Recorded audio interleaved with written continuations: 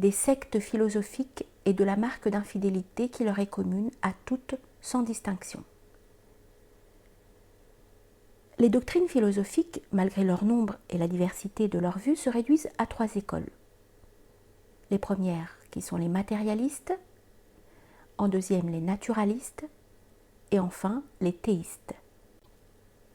En ce qui concerne les matérialistes, ils rejettent un créateur, ordonnateur intelligent et tout-puissant. Pour eux, le monde existe de toute éternité et sans avoir d'auteur. L'animal provient du sperme et le sperme de l'animal. C'est ce qui a toujours été et c'est ce qui sera toujours. Ceux qui professent cette doctrine sont des impies, zendiq. Deuxièmement, les naturalistes. Ceux-ci s'adonnent à l'étude de la nature et des phénomènes merveilleux du monde animal et végétal.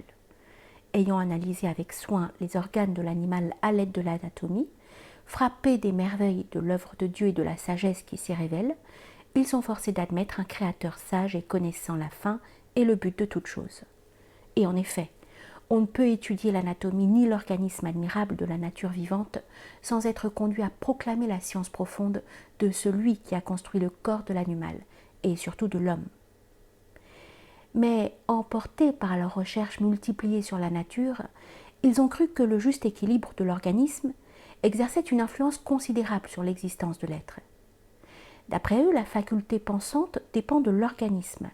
Elle périt et s'anéantit avec celui-ci. Or, comme on ne peut comprendre, disent-ils, qu'une chose anéantie revienne à l'existence, ils déclarent que l'âme meurt pour toujours. Par conséquent, ils nient la vie future et rejettent le paradis, l'enfer, la résurrection et le jugement. N'admettant ni la récompense des bonnes œuvres ni le châtiment des mauvaises, ils s'affranchissent de toute autorité et se plongent dans leur passion avec l'avidité de la brute. Ceux-là aussi doivent être nommés impies, zendiq, car la véritable foi repose sur la croyance non seulement en Dieu, mais en son apôtre et au jour du jugement. Or, ils nient le jugement, tout en admettant Dieu et ses attributs. Troisièmement, les théistes, qui leur succédèrent. Parmi eux, on compte Socrate, qui fut le maître de Platon, comme Platon fut le maître d'Aristote. Ce dernier établit pour son école les règles de la logique, organisa les connaissances, élucida ce qui n'avait pas encore été mis en lumière et expliqua ce qui n'était plus compris.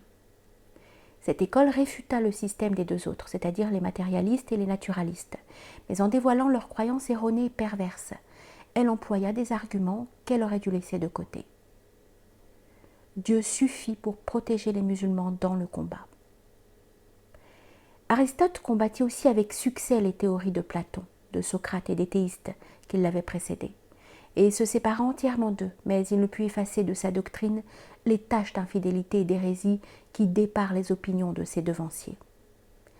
Nous devons donc les considérer tous comme infidèles, eux et les prétendus philosophes musulmans, comme Ibn Sina, Avicenne et Farabi, qui ont adopté leur système.